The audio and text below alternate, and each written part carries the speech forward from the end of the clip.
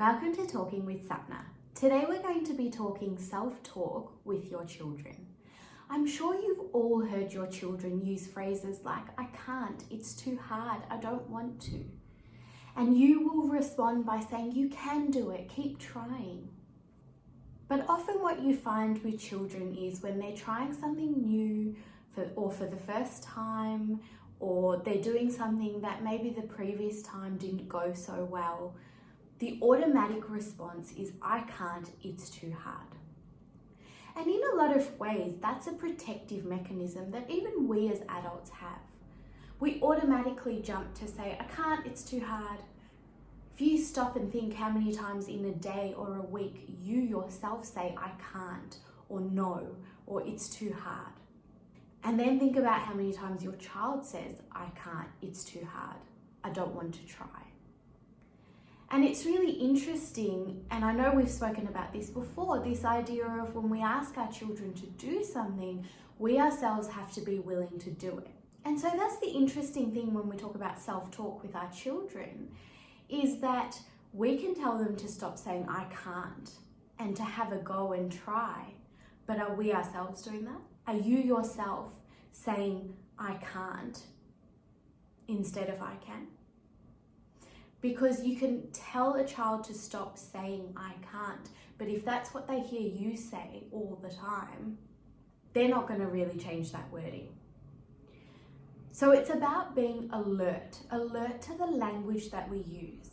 Because the language that we use when we're modeling, when we're praising, that gets internalized.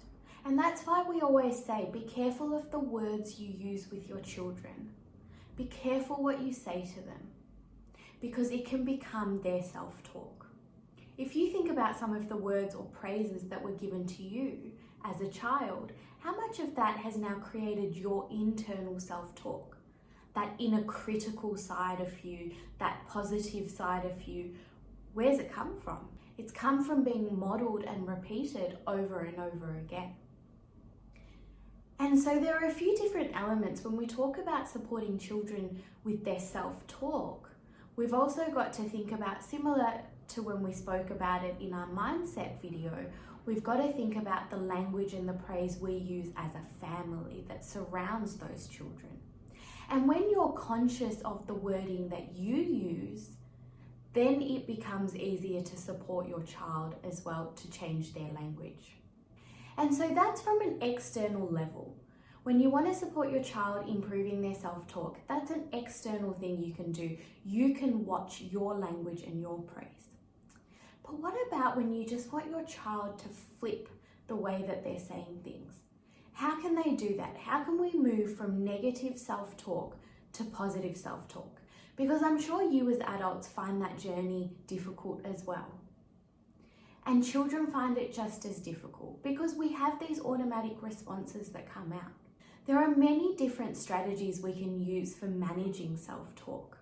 The first one I want to introduce to you is very special to me because it's one that came to me a few years ago and I ended up turning it into my first ever children's picture storybook. And it's called Amaya Learns About Her Thoughts. Now this story is about a little girl, Amaya, who loves playing in the playground, but when it comes to doing the monkey bars, she finds it a little bit difficult and she keeps falling down.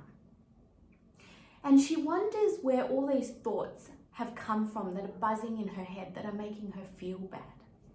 And as the story goes on, she's able to work out that some of the thoughts you have are helpful thoughts, and they make you happy and they make you feel light. And then some are hurtful thoughts. And they're the ones which are like the black cloud over you. And as Amaya negotiates through understanding these thoughts, her mum helps her with a process to shift from negative self-talk or moving the hurtful thoughts to become helpful thoughts. Now, I won't give the book away because that will take away the fun of reading it yourselves. But if you do want a copy of it, you can get it from Amazon, Book Depository, Booktopia. It's available online at a lot of different bookstores. Grab a copy of it. What it is a process that you can use, that you can talk to your child about, that helps them identify the thoughts, label them as hurtful or helpful, and then work through replacing them with more positively framed thoughts. And let me tell you, as much as it's been written as a children's book and a children's process, it is also something that you as the adult will benefit from reading. I know that even now, after having written it, the more I read it, the more it reminds me to stop, think about the thoughts going on in my head, and actively start switching those negative self-talk statements into positive self-talk statements. So that's strategy 1. Read Amaya Learns About Her Thoughts, work out the strategy that way. The other way to help your child in the moment of these negative thoughts coming up is actually to stop them and reword them. It's interesting, a bit of a shock to the system sometimes stops our brain and gives it that break it needs to then go, oh, I need to say that a different way. Often in my classroom, what I would do if I heard a negative statement coming out is I'd say, stop, try that again, let's try it this way. And I'd reframe the statement for my students and then get them to repeat it. So for example, if a student came to me and said, I can't do this, I'd say stop. And yes, I'd put my hand up too, because sometimes the visual is what they need as well. And then I'd say, why don't we try, I can't do it yet, or I'm finding this a little bit tricky. I know I can do it, but I need some help. And so trying to reframe their thinking to not just shut down and block the opportunity or the learning that is there, but to open themselves up to realizing that it might be a different pace that's needed. Now, let's be honest, sometimes your statement is not going to be so long. For example, if you're at the park and your child is trying to climb up one of those rock climbing walls that are there, and they're at the bottom and they say, I can't, it's too hard.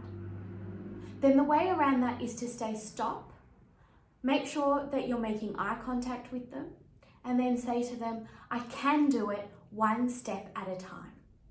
And just keep repeating the statement, you can do it one step at a time, and get them to repeat it with you. I can do it one step at a time. The power of repetition is understated. It's underestimated. Because when we repeat a positively framed statement over and over and over again, what we're telling our brain is that old negative statement is not what we want. We want to cut it off and we want to rewire that thinking. And the power of repetition means that we can keep cutting off that negative thought when it comes. Because let's be honest, the negative thought will come. But it's about how we cut it off.